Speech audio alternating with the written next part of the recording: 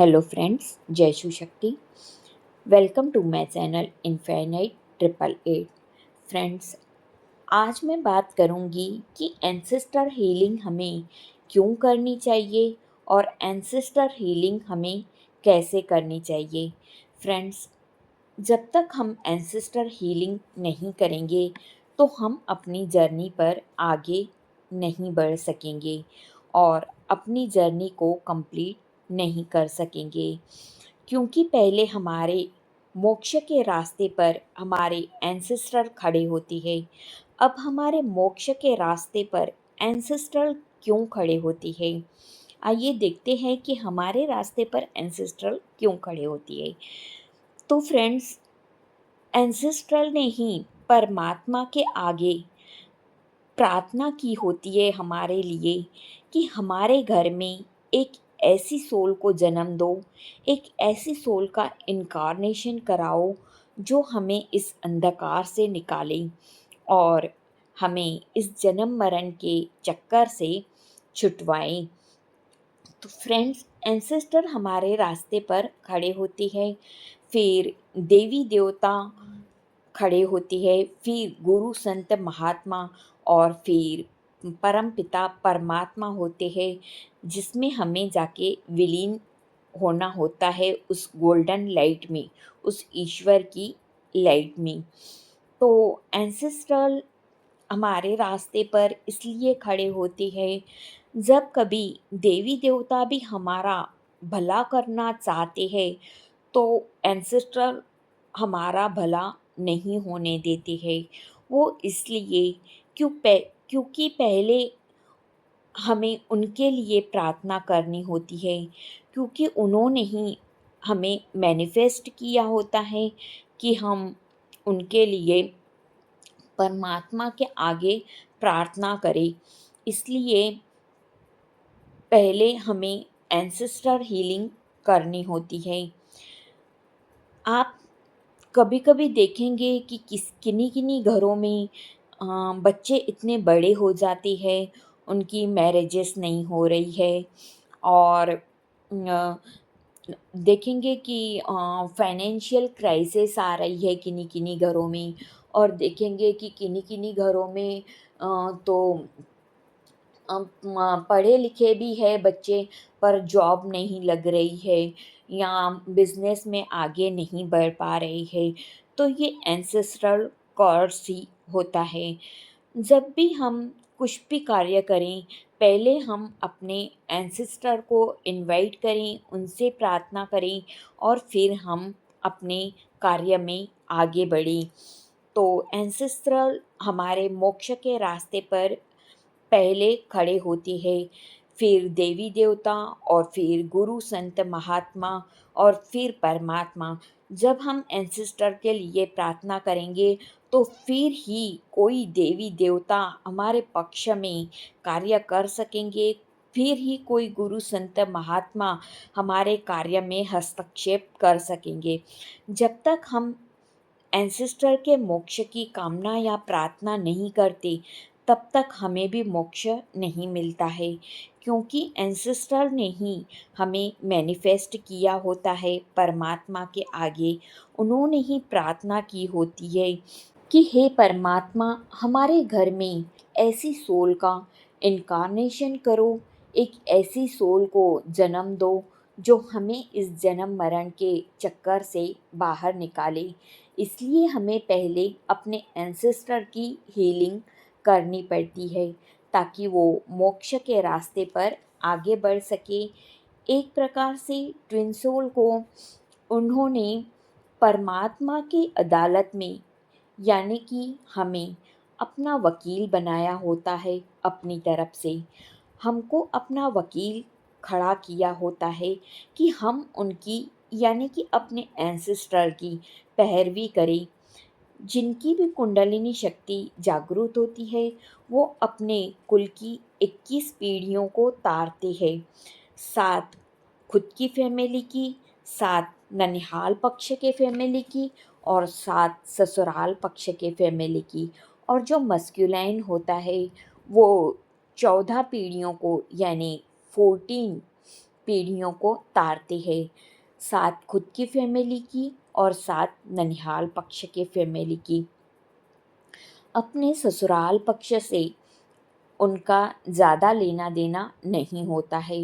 वो 14 पीढ़ियों को तारते हैं और लड़की 21 पीढ़ियों को तारती है, क्योंकि लड़की में उसके माता-पिता और ससुराल पक्ष का डीएनए होता है और बॉय यानी कि जो मस्कुलिन एनर्जी होती है, उनमें 2 पीढ़ियों का डीएनए होता है, अपने माता पक्ष का और अपने पिता पक्ष का।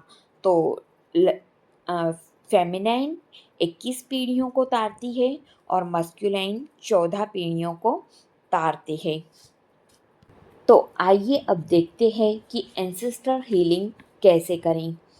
पहले आप जिस भी एनर्जी को मानते हैं, आप चाहे शिव को मानते हैं, शिव बाबा को, चाहे आप कृष्ण को मानते हैं, आप जिस भी एनर्जी को मानते हैं, आप पहले उन्हें इनवाइट करें और फिर इमेजिन करें कि आपके सारे एंसेस्ट्रल उस परमात्मा के आगे हाथ जोड़कर खड़े हैं और उस परमात्मा से प्रार्थना करनी है। आपको ईश्वर के आगे प्रार्थना करनी है, हे ईश्वर, हे परमपिता परमात्मा, मेरे एंसेस्टर से जो भी भूल चूक हो गई हो, चाहे मन वचन कर्म वाणी से उनसे जो भी अपराध बन गया हो, उनको क्षमा करिए हे ईश्वर, क्योंकि उन्होंने आपको अपना वकील खड़ा किया होता है।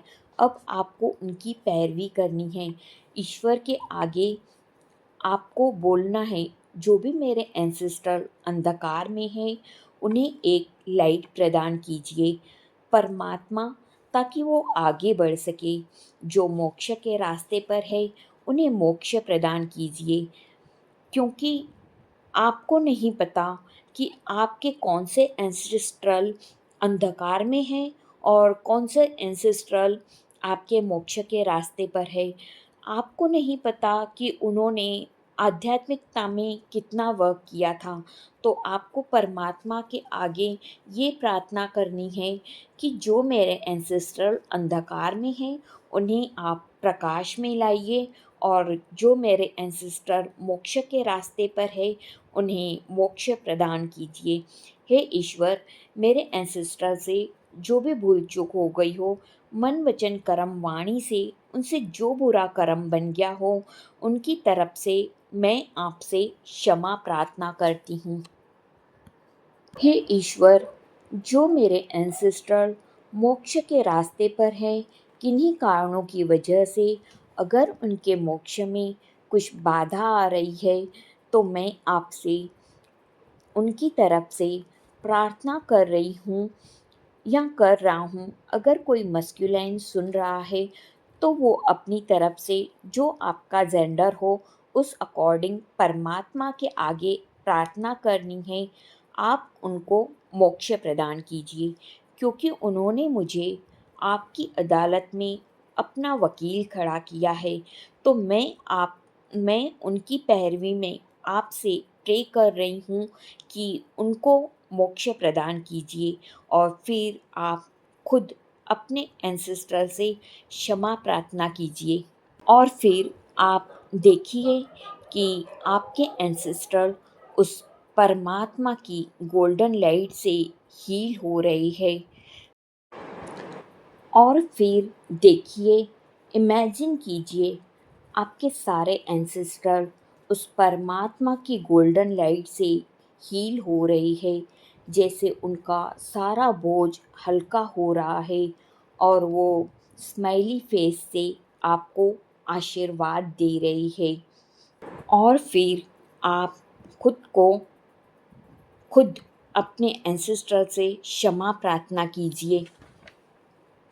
हे मेरे पूर्वजों, हे मेरे एंसेस्टर, मैंने आपको किसी वजह से, किसी भी कारण मैंने आपका दिल दुखाया हो, तो आप मुझे क्षमा कीजिए। मन वचन कर्म वाणी से मैंने आपका अगर बुरा किया हो, तो आप मुझे क्षमा कीजिए। और इमेजिन इमेजिन कीजिए कि आपके सारे एंसेस्टर आपको आशीर्वाद दे रहे हैं और आपके ऊपर फूलों की वर्षा कर रहे हैं, क्योंकि आप एक डिवाइन सोल हो और आपके एंसेस्टर की हायर सेल्फ देख रही है कि आपने परमात्मा के आगे के लिए प्रार्थना की है और वह देख रहे हैं कि परमात्मा के आगे जिस सोल को उन्होंने मैनिफेस्ट किया था वो अपना काम भली-भांति कर रही है, अपना वादा पूरा कर रही है और आप रोज़ 5 माला मंत्र जाप की या नाम जप की करके उनको वो 5 माला का फल उनको समर्पित कर सकते हैं कि ये 5 माला का फल मैं अपने एंसेस्टर को दे रही हूँ। ऐसा आपको 21 दिनों तक करना है, चाहे तो आप 40 दिनों तक भी कर सकते हैं। और एक आप रिचुअल ज़रूर करें। जब पितृपक्ष आते हैं तो उनमें अपने एंसेस्टर के नाम से किसी पंडित को या कन्या को भोजन करा सकते हैं, क्योंकि हमारे इसमें कन्या को भोजन कराती है तो मैं हर पितृपक्ष जो आते हैं सितंबर में, उनमें मैं कन्या को भोजन खिलाती हूँ और अमावस्या के दिन अपने एंसेस्टर के नाम का खाना किसी गरीब को खिलाओ या आपके जो रिचुअल हो कन्या को या पंडित को दान दक्षिणा देना वो भी आप कर सकते हैं, या आप किसी मंदिर में या गुरुद्वारे में जाकर अपने एंसेस्टर के नाम से दक्षिणा डाल सकते हैं।